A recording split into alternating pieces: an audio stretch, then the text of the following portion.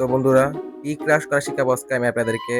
ঠিক আছে? তো বন্ধুরা, আরেকটা কথা বলে দিই ভাই, আমি আমি কোনো ফালতু কোনো কন্টেন্ট দিই না, আর ফালতু কোনো কন্টেন্ট দেওয়ার অভ্যাস আমার নাই, এটা আপনারা ভালো করেই জানেন। তো বন্ধুরা, আপনারা এখানে পিকের বড় করে ছাদে নাইমা যাবেন, নাইমায় আপনারা যদি কোনো এনিমি থাকেন এদের মারার চেষ্টা করবেন, কারণ এটা আপনারা বিপদের বড় কাটা। মারতে মারতে আপনারা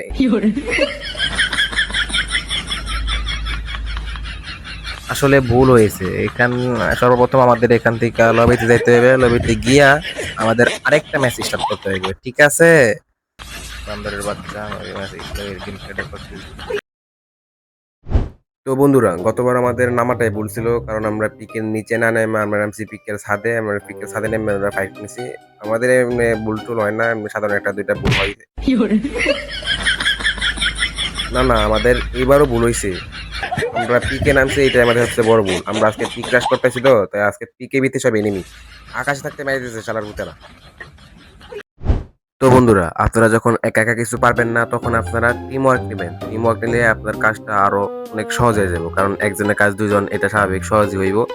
তো এখন আমরা পিকে বিতে নামছি, পিকে বিতে যেহেতু নামছি, কারণ টিমমেট যেহেতু নিয়ে আইসি, আজকে ম্যাচটা একটু সহজ হইব।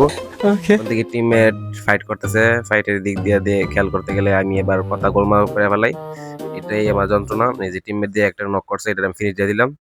সামনে হয়তো টিমমেট থাকবে, এই যে টিমমেট হেরা আছে, এই যে পিছে দ্বারা মারতেছে দেখ। তো টিমমেট তুমি এদিকে আসো, তুমি এদিকে আসো, এদিকে কোনো এনিমে তুমি আমার রিভাইভ দাও। এই যে টিমমেট, হ্যাঁ এবার ঠিক আছে। কারণ আপনি তো আর টিমমেটের খেলা দেখবেন না, ফিনিশে টিমমেটের সাথে নিয়ে আপনার দুইজনে একসাথে লবিতে চলে যাবেন। এটাই হচ্ছে আজকের টিপ এন্ড ট্রিক্স।